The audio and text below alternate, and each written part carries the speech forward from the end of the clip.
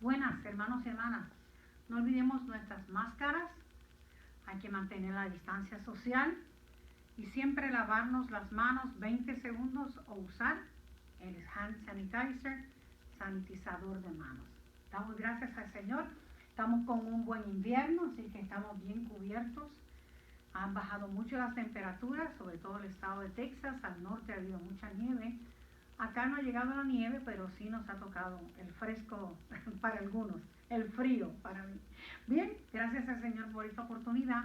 Vamos a tener un momento de oración. Te invito a orar, a presentar tu mente y tu corazón para que la palabra de Dios quede en nosotros. Padre, en el nombre de Jesucristo te damos gracias. Tú eres nuestro Dios, nuestro único Señor, nuestro único Padre. En esta hora nos presentamos delante de ti para que tú abras nuestro espíritu, abras nuestra mente y recibamos palabra de Dios. Tú conoces todo, tú lo sabes todo, porque eres un Dios omnisciente y omnipresente. En esta hora que tu omnisciencia se manifieste a través de tu palabra, háblanos porque somos tu pueblo y tu iglesia. Y bendice Dios esta palabra y a mi hermano, a quien va a llegar en esta hora, a su mente, a su espíritu, a su ser. Esa persona, Señor, yo como persona, necesitamos tu palabra en nuestro ser completo. Es en el nombre de Cristo que te damos gracias. Amén, amén, amén. Antes de la pandemia nosotros habíamos empezado a estudiar Primera de Pedro, para estudiar como por cartas y por epístolas. Y entonces yo dije, ¿por qué no retomo nuevamente las cartas? Y vamos a ver si logramos terminar la carta de Pedro quizás como en 3 estudios más, incluyendo este. Y decimos, pues ya leí un libro de la Biblia y después me queda otro libro más a leer, Segunda de Pedro, y estamos leyendo las epístolas. Bien, la epístola de Pedro, lo dice la palabra, epístola es una carta. Tiene introducción y tiene despedida y todo el desarrollo de lo que es la carta. La epístola, lo que se acostumbraba como medios de comunicación. Ahora que tenemos Facebook, Instagram, Twitter, tantas cosas más, ¿verdad? En la comunicación única que existía era la carta, era escribir, eran las epístolas. Y esta epístola fue escrita 64 años después de la resurrección de Cristo.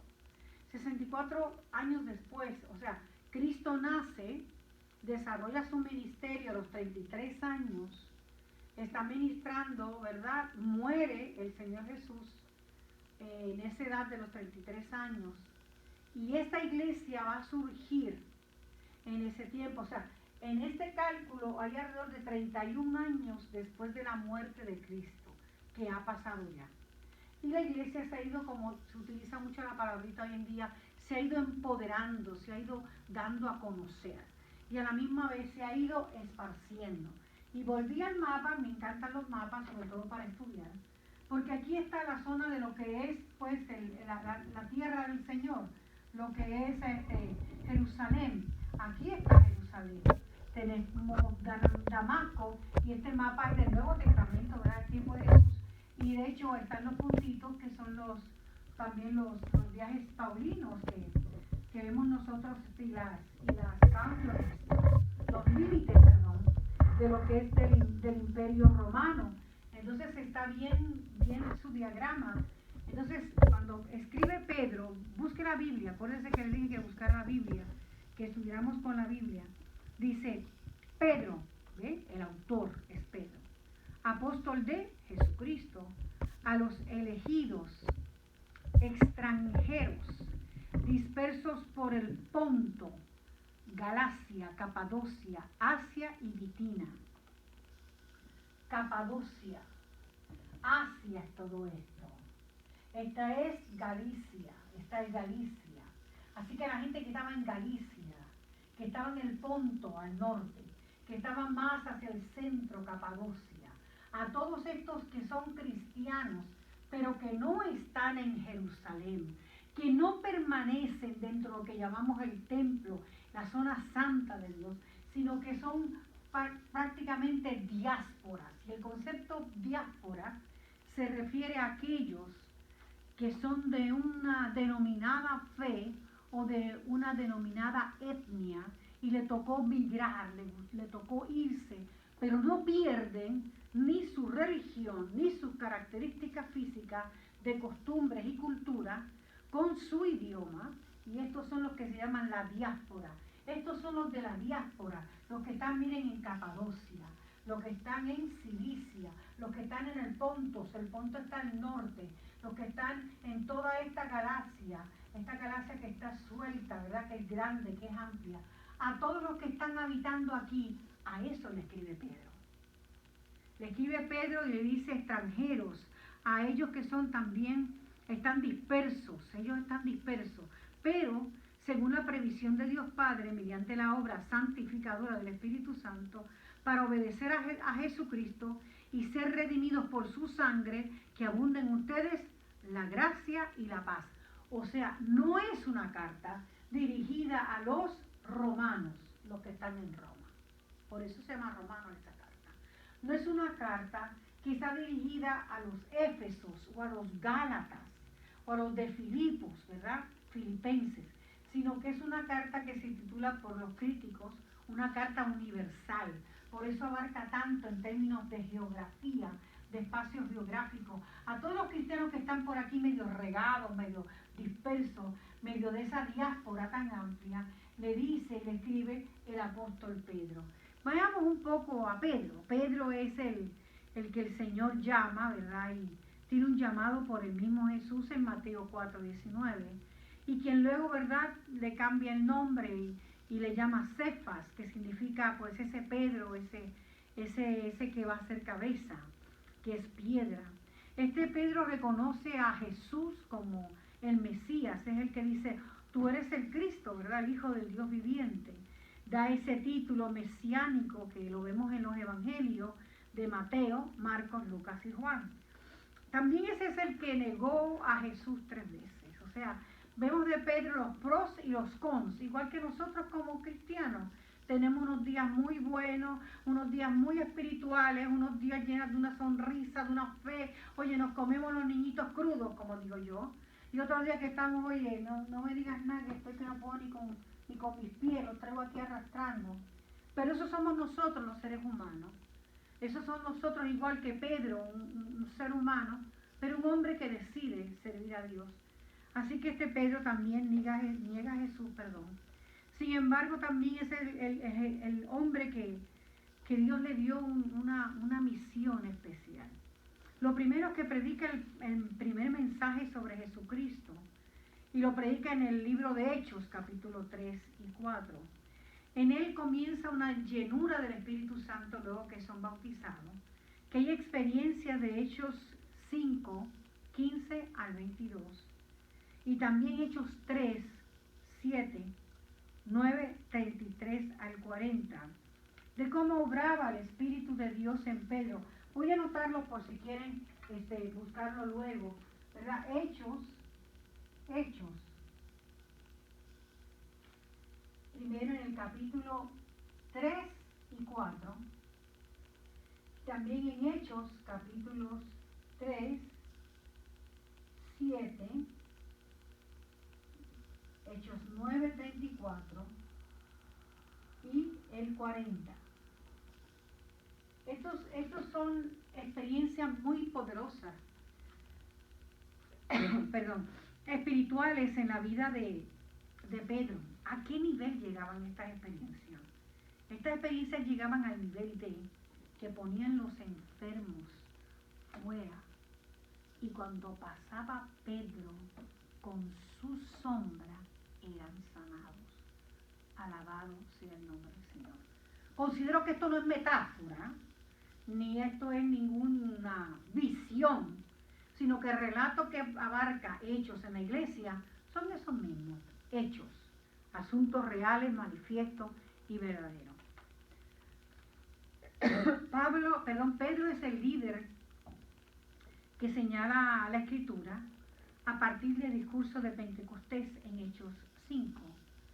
Y es el que habla a favor de la iglesia, y lo vemos en el libro de Hechos 2. Y es el que hace el primer milagro después de la muerte y resurrección de Cristo. es Pedro el que Dios utilizó para sanar el cojo que estaba en la puerta de la hermosa. Eso es Hechos 3. Entonces en Hechos 4 vemos el diálogo o el enfrentamiento con el concilio, porque Pedro siempre se mantuvo en la zona de Jerusalén. Pablo es el misionero que viaja, pero Pedro ese es el que se queda en la iglesia local. Muy bien, y este Pedro fue un hombre enviado por Dios a los judíos. Y es el que era tan judío en su práctica que decía, no, esos alimentos yo no los como, no, que ese es impuro, porque como esos alimentos impuros. Entonces Dios le da una visión donde baja el lienzo con los animales y el Señor le dice, mira, no llames impuro lo que yo he limpiado. O sea, Pedro es el primero que el Espíritu Santo confronta con sus discrímenes. Y estamos llenos de discrímenes. Estamos sufriendo en estos siglos, este siglo XXI, en este 2021, estamos sufriendo lo que es el discrimen, lo que es el prejuicio, lo que es odiarnos. Desde que yo era joven, yo nunca había visto eso de la ley contra el odio. Y eso tiene que ver con racismo y con discrimen. El hater, ¿verdad? Hater. Eso es gente que odia, o sea, lo hemos visto en las noticias. Hemos sido azotados de manera trágica, la palabra es una tragedia. Y el pueblo de Dios también vivió esa tragedia. Y aproximadamente en ese año 64 está viviendo la iglesia una persecución grande. La iglesia es perseguida primero porque es una secta vista como una secta no judía. Es perseguida por todo lo que es el imperio romano de Nerón. ¿Por qué? Porque ellos no decían que el emperador era Dios. Entonces, este grupo de cristianos que empieza a tener auge, lo que ahora se le llama empoderarse, esta iglesia que comienza a crecer y a crecer con la conversión, con las sanidades, con los milagros, a través de estos discípulos, ¿verdad? Es la iglesia que empieza a ser perseguida y vista como una secta no judía. O sea, estos no son judíos, estos son otros. Entonces van a ser perseguidos por los mismos judíos, más perseguidos por el imperio, por Nerón sobre todo, que lamentablemente pues conocemos la historia, está en la historia, cómo los cristianos eran llevados para ser masacrados, asesinados, sacrificados en el famoso Coliseo de Roma, que todavía está allí en Roma, en Italia, dando testimonio de la tragedia y la sangre de los cristianos. Era el desconocimiento de esta nueva religión que muchos veían como oscura, siniestra, hacía que los cristianos fueran vistos como gente rara, practicantes de una religión enfermiza, de una religión peligrosa. Tanto era así que los culpaban hasta de los desastres naturales, de hacer que sus dioses paganos se enfadaran contra todos los habitantes de la tierra, y los desenfrenos eran de los cristianos. Comienza esa gran persecución por Nerón. Cuando Nerón incendió Roma, y usted que en Google, usted lo puede buscar en Google, Nerón incendia a Roma, eso está en la historia. Él quema Roma, él quema la capital del imperio. Y él dice que la destrucción y culpa a que los cristianos quemaron a Roma. Imagínese toda la tragedia, toda la persecución que se ató cuando este hombre demente, nuevamente los dementes en el poder, el que tenga oídos oiga.